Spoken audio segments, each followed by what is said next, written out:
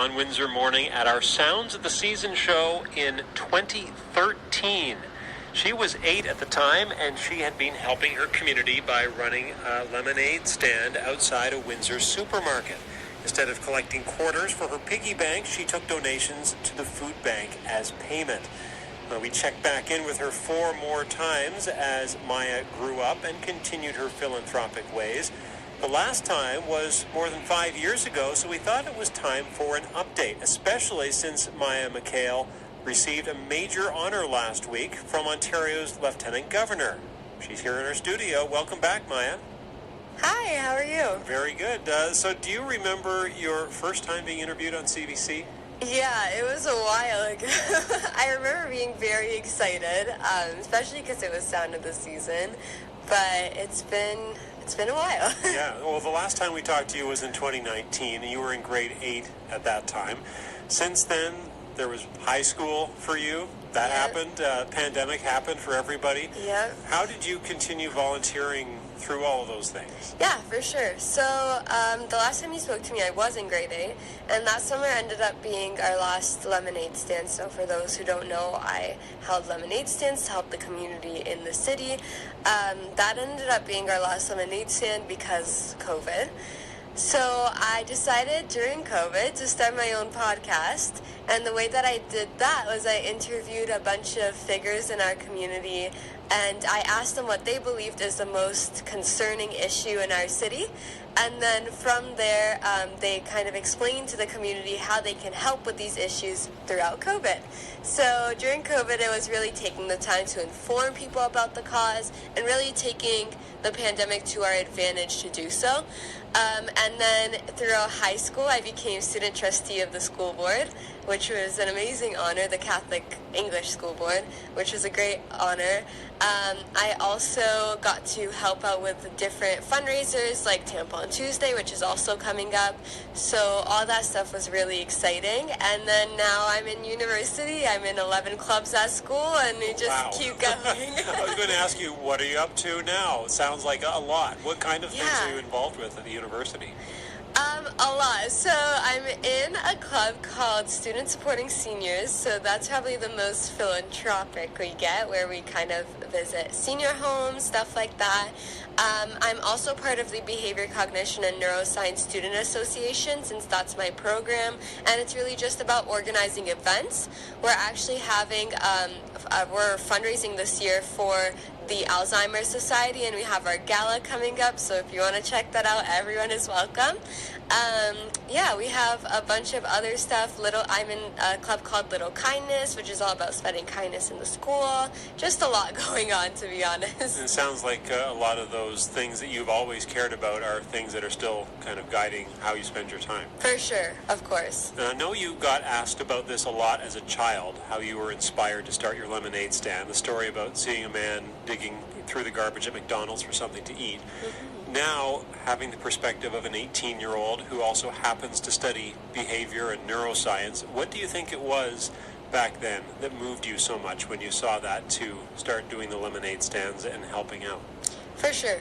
So I think a big aspect of it was that I really didn't know what was happening.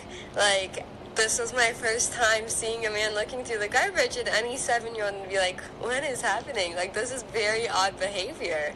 Normal people wouldn't do this, right?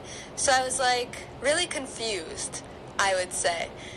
And then now as an 18-year-old, I understand more the severity of this issue, and I understand that it was a problem that I didn't know what was happening at 8 years old.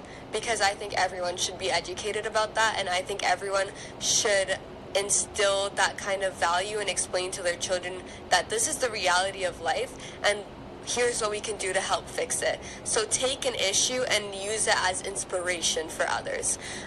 So I think it's really important that we start educating people about this at a young age. And so basically I guess my inspiration came from really not knowing, and then knowing and wanting to make a change about it. You must hear a lot about poverty and homelessness in Windsor now. How does that affect you as an adult? Yeah, so it definitely has a lot of effects. honestly, I think the number of poor people in Windsor has grown significantly due to multiple reasons. And I think that it's our job to make a change. So it's our job as a community to pressure the city, to pressure the government and say, listen, this is not okay. We have to fix this as soon as possible and find a solution to it. Because it's not fair, right? They're people just like us. How come we get to live in a house and they don't? Was this one of the topics that came up when you were doing those podcasts, asking people what is the big things that are happening in Windsor? Yeah, for sure, of course. So on one of my podcasts, I talked about housing affordability. That's a very big issue. How are young people expected to afford houses nowadays? So I think that there's a lot of work that we have to do as a community and a lot of support that we have to show to the homeless. Don't see homeless people as the enemy. Don't see them as being drug addicts and stuff like that. See them as people. See them as that could be you. That could be someone you love, and find hope in who they are to make a change in their lives. I know that a few years ago you received a medal from the Governor General. I did. And now you've been honored by Ontario's Lieutenant Governor as well. What is this award called? You have it right here on the desk. I do. It's called the Ontario Medal for Young Volunteers. It's the highest honor that you can receive in Ontario, and I'm super grateful and thankful for the selection committee for selecting me. Honestly, while I was sitting in the room with all the other people who won, I was like, whoa, do I even deserve this? These people are amazing. So I'm really grateful. It's a very nice case that it's in, but can you open that up and let's see, is it a medal inside? It is. It's a medal and it comes with a pin. Okay, can you describe it for people who might be hearing this on the radio? Yeah, for sure. So it has like a little flower. I think it's called the trillium flower. Yes. And then it has 3 individuals. And then it's kind of just, I don't know, it's blue, dark blue and light blue with some yellow. On the back it has my initials with my last name, and then it says the day that I received it, so it's really pretty. So did it feel different receiving this medal than the other one, because just being that much older and understanding more about how the world works? Yeah, for sure. So my first one, honestly, when I got into the room of the other recipients, I was kind of scared because everyone was much older and I was the youngest one there, so but I understood how big of an honor it was. This one, what I really liked about going to this award ceremony was that I was surrounded by youth of my age who were passionate about the same things that I was. So I actually still stay in contact with some of them now, and I just texted one of them actually. I was like, oh, I'm going on the radio, I'm so nervous. So we still stay in contact and they have similar passions, so I really enjoy that aspect of it. Do you feel volunteering is something you will always do throughout your life? For sure, 100%. I was just saying one day I hope to open my own homeless shelter. And maybe you could do that next week because it's needed right now. Yeah, no, literally. For sure. Yeah, so as you continue through your university journey, what kind of career do you want to look at? I hope to become a doctor, specifically a psychiatrist, fingers crossed, and if not anything in that sense, possibly a therapist or something in that sense, something where I can give back to my community. And are you through making the podcast? Is that done? So far, the first season is done, and it's been a while since I released. I think the last time I released an episode was in 2021. So I think we're about done that.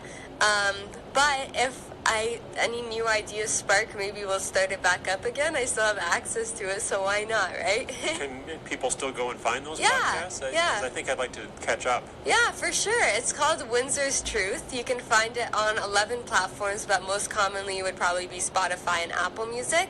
And it might actually be fun to do a season where I catch up with the individuals that I interviewed and ask them what they currently think is the biggest issue. So that's fun. That's a lot like what we've just done now. We've caught up with you. Yeah. It's been great to do that. Thank you for coming in, and Thank you. Congratulations on the medal. Thank you so much. Mikhael is a student at the University of Windsor. Last week, she received the Ontario Medal for Young Volunteers.